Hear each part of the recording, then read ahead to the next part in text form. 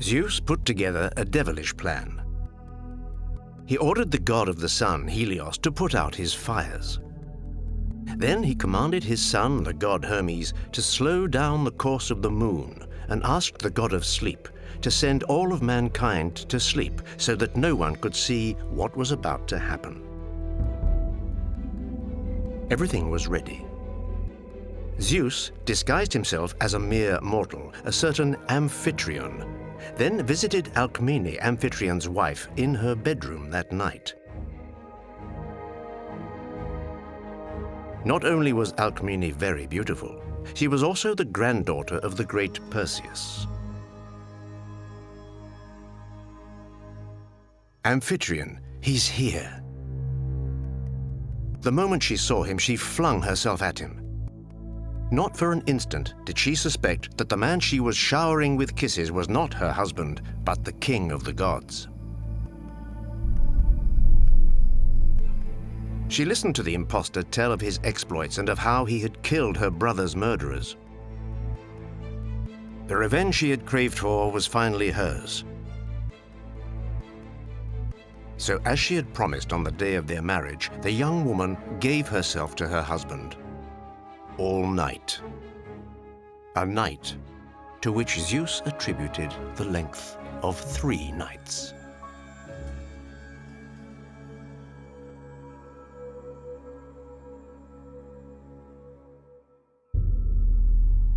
Dawn finally came. Helios had reignited his fires. The king of Olympus returned to his palace high up in the clouds. It was time, for the true Amphitryon had returned home. Flushed with victory, he was impatient to taste the rewards of his wife's promise. He entered her bedroom. He found her drowsy, as if she were exhausted. She barely reacted when he slipped into the bed beside her. Once their lovemaking was over, Alcmene gently pushed him aside. She asked him where he had suddenly found this new energy and begged him to tell her once more of his warrior feats. Amphitryon was confused. What was she talking about? His mind was overcome with doubts. He wanted to know the truth. He hurried to see the famed diviner Tiresias. Tiresias listened.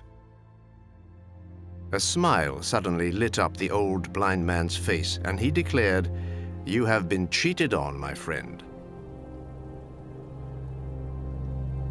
Amphitryon felt his knees begin to buckle. "Yes," added Tiresias, "and the guilty party is Zeus himself." 9 months went by. Alcmene was ready to give birth. On Olympus, Zeus was finding it hard to disguise his impatience. He had already found a name for the child, a descendant of the great Perseus. He would be called Heracles, meaning glory of Hera.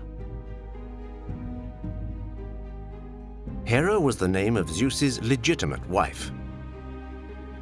By choosing to name the newborn after her, Zeus, who knew how irascible and jealous his wife could be, hoped to please her and receive her good grace.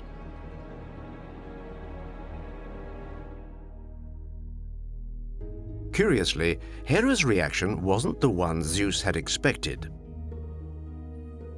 Unmoved, she declared to her husband, "Swear to me that the first child to be born, the direct descendant of the great Perseus, will one day be king." Zeus frowned. He feared trickery. He knew his wife well and knew how vengeful she could be. Hadn't she one day tried to kindle a revolt against him?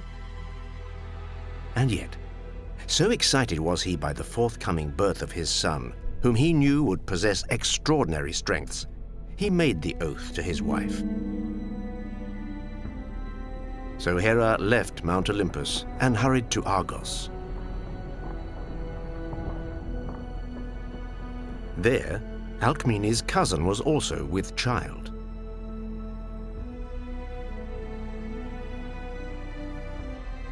With one of her secret spells, Hera provoked a premature birth.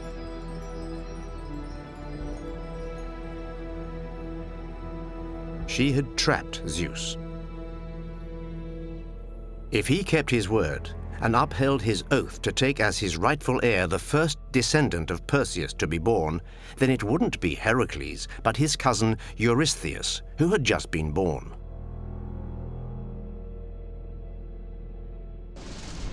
Zeus was distraught and furious. His head became filled with the blackest thoughts. Hera, though, howled with laughter at the dirty trick she had played on her husband. But still she wanted further revenge. Barely had Heracles come into the world when she sent 2 evil snakes to the infant's bedchamber. She counted on doing away with the child during his sleep. That day, Heracles would discover his incredible strength. Woken by the hissing of the 2 snakes, he leapt from his cradle, grabbed the 2 reptiles with his bare hands, and strangled them to death.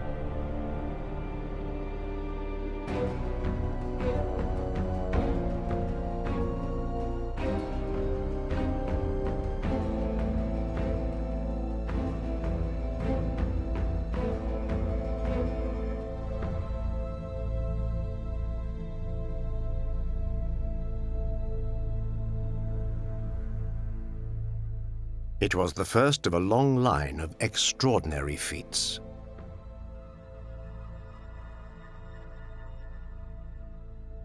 Heracles grew up.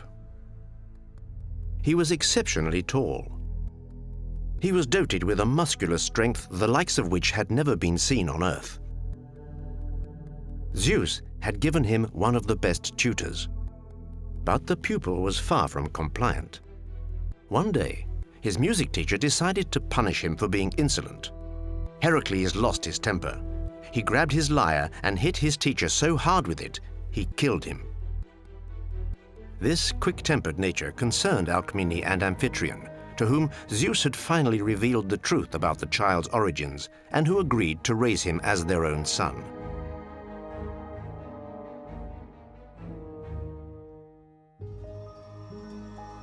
Fearing that Heracles might give in to other bouts of violence, Amphitryon sent him into the countryside to tend his flocks. From the wood of an old olive tree, Heracles fashioned himself a club. It would become his favorite weapon. Apollo, the protector of shepherds and goatherds, was also a warrior god, and he presented Heracles with a bow and a quiver of arrows. On the day that Heracles turned 18, he left the countryside and Amphitryon's flocks and set off to discover the world.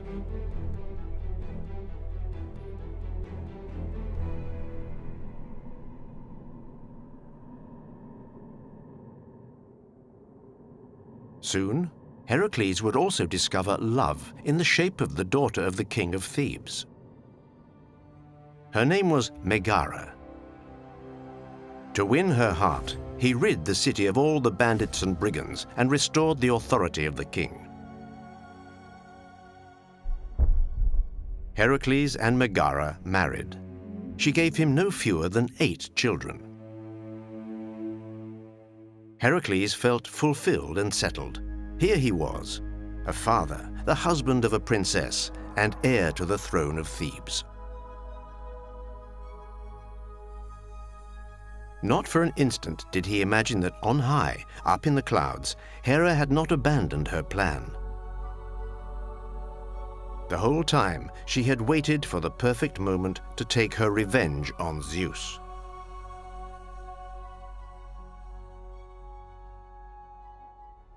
She saw Heracles playing tenderly with his sons.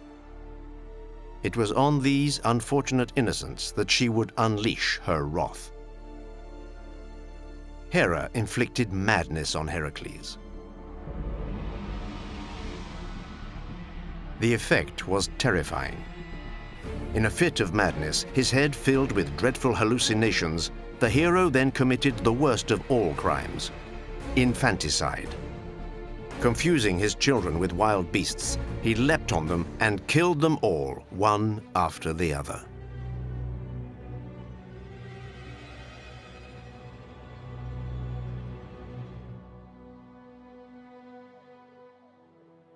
When he came to his senses, Heracles realized the full horror of his deed. He fell into deep despair. He had to pay for his crime. He had no choice.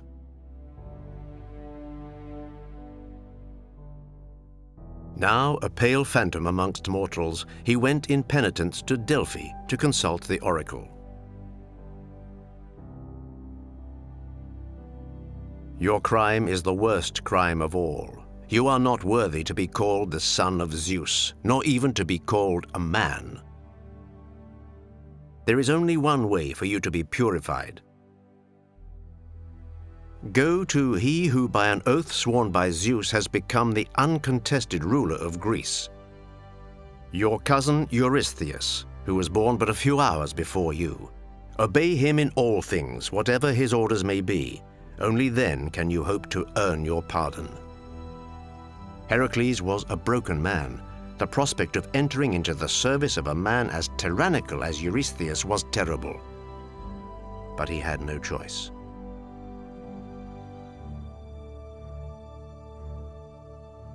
When he came before his cousin, Eurystheus looked him up and down, eyes full of contempt. Overjoyed at having Heracles kneel before him like a slave, he told him the price he must pay to obtain purification. He was to carry out 12 labors, all of them deemed impossible. And when he spelled out the list, inspired by the unyielding Hera, even the old stones of the palace shook with fear.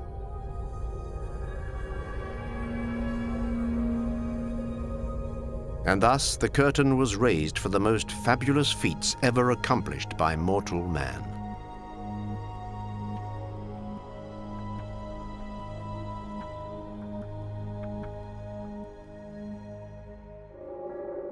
The first of the 12 labors could be fatal for Heracles. It consisted in slaying a monstrous beast, the fruit of love between infernal creatures, a lion with a magic hide, similar to a carapace, the lion of Nemea.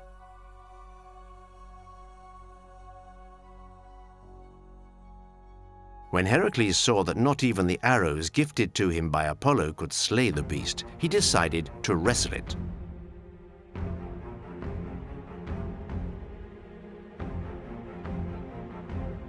He grabbed the creature by the neck and broke it.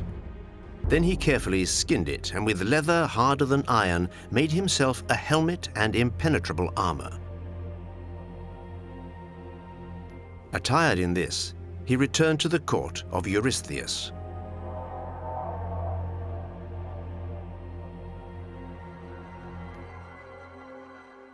Eurystheus then dispatched him to slay another monstrous beast, the Hydra of Lerna. A gigantic serpent with 9 heads. Heracles attacked with his sword. But every time he chopped off a head, 2 others grew back. Each blow brought to the Hydra regenerated it. Heracles, attacked from all sides, thought his days were over. But just then, an idea came to him, inspired by the goddess Athena. Every time he chopped off a head, he cauterized the wound with a flaming torch, thus preventing 2 heads from growing back. When there was only 1 head remaining, Heracles raised his golden sword and decapitated the monster before burning it. Then he dipped each of his arrows in the Hydra's black blood, impregnating them with a poison lethal to any living being.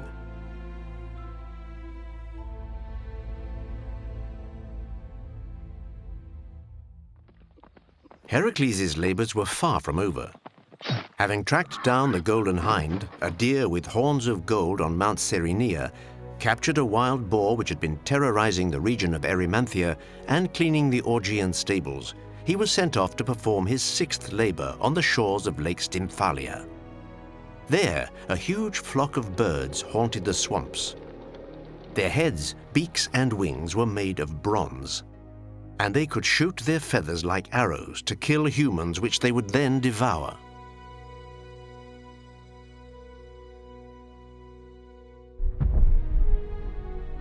Once again, Athena came to the rescue of the mortal she had made her protégé.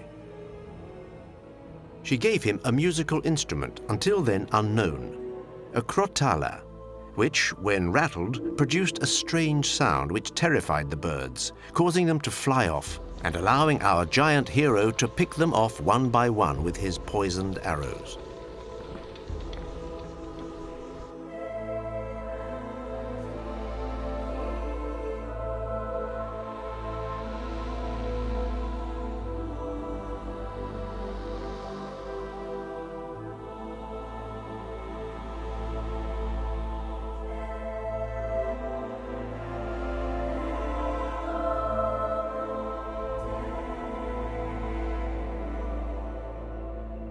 Barely had he returned than Eurystheus sent him on a new mission, to capture the cattle of Geryon.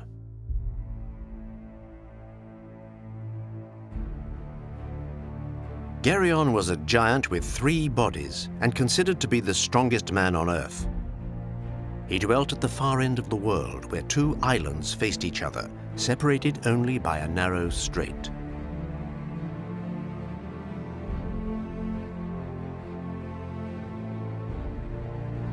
After a fierce combat, Heracles brought down the giant and made off with his cattle.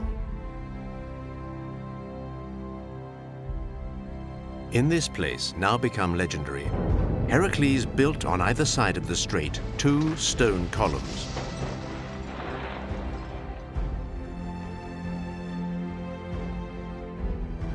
These would later be named by the Romans the Pillars of Hercules.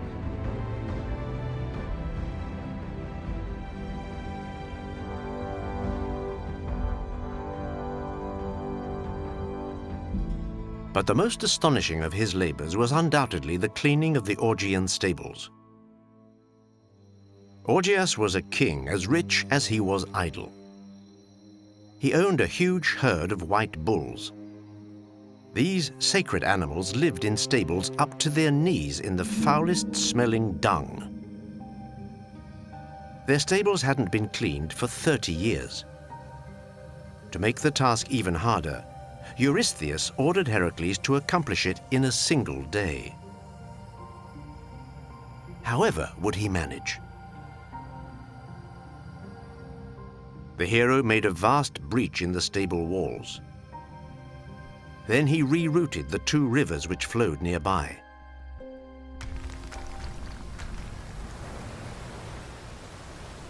Their waters rushed through the breach in the walls, washing out the filth and sweeping it away to the sea.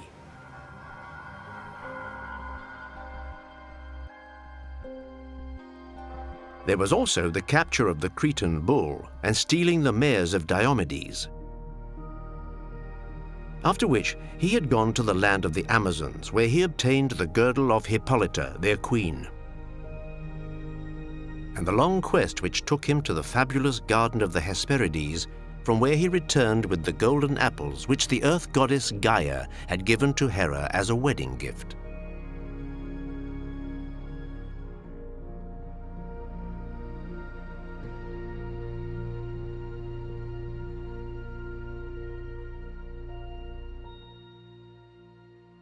But the most terrifying labor was undoubtedly the last.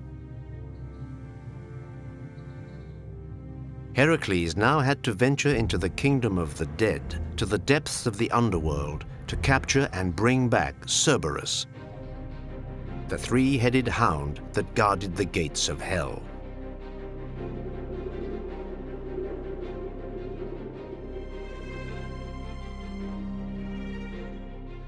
Having received advice from Athena and then Hermes, Heracles penetrated the darkness. He crossed the river Styx and arrived before Hades, ruler of the underworld. Heracles demanded that he hand over Cerberus. Hades agreed, but on one condition: that Heracles managed to overcome the animal without using his club or his poisoned arrows. No one knows the exact outcome of that day on the banks of the river Styx. No soul has ever returned to tell the tale, and the two opponents themselves kept their silence. Was Cerberus tamed by Heracles' strength? Or did he simply bow down before the bravery and abnegation with which this mere mortal had paid for his terrible crime?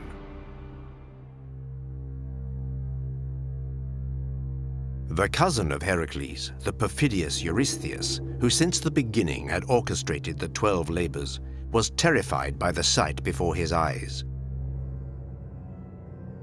There, still alive, stood the valiant Heracles, and at his feet the 3-headed dog Cerberus, the nightmare of mortals, his neck leashed and with searing eyes.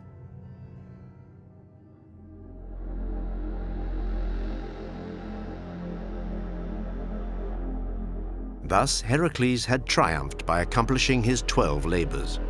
He was at last purified.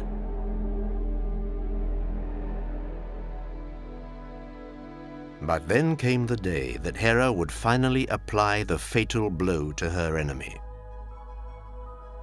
Heracles had just wed the beautiful Deianira. As the couple were crossing a river, a sudden flood blocked their way. Heracles was a good swimmer, but even he could not defy the swirling waters and carry his bride on his shoulders. Just then, a creature plunged into the river, the centaur Nessus. He offered to ferry the young woman to the riverbank on his back, while Heracles should make it on his own to the other bank. Heracles agreed. The centaur was first to reach safety. When Heracles set foot on the opposite bank, he heard the screams of Deianira. Nessus was attempting to rape the young woman.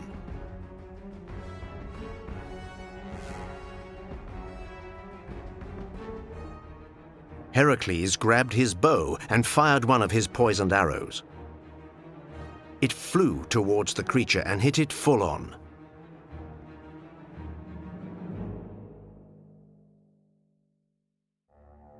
Realizing he was dying, Nessus took off his tunic, gave it to Deianira, and with his dying breath said, "I have been punished. Now let my death profit you. Accept my tunic, soak it in my blood, and give it to your husband. It will forever keep his love for you alight." Deianira did exactly what the centaur had told her. Then she presented Heracles with the tunic. At first, Heracles merely felt a slight tingling, then unbearable itching, and finally, a burning fire devouring him from the inside. Struck down by the pain, he tried to rip off the tunic, but it was his skin stuck fast to the cloth which was ripped to shreds.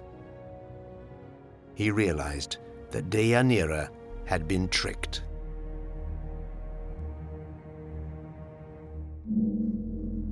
Up on Mount Olympus, Zeus was unable to intervene. Such are the laws of fate, Hera told him. As a powerless witness, all the almighty king of the gods could do was look on, waiting for death to finish its work.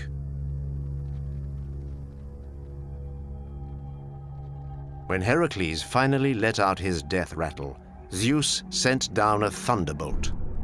A cloud appeared, and amid thunder and lightning, lifted the hero into the sky to the gates of Olympus.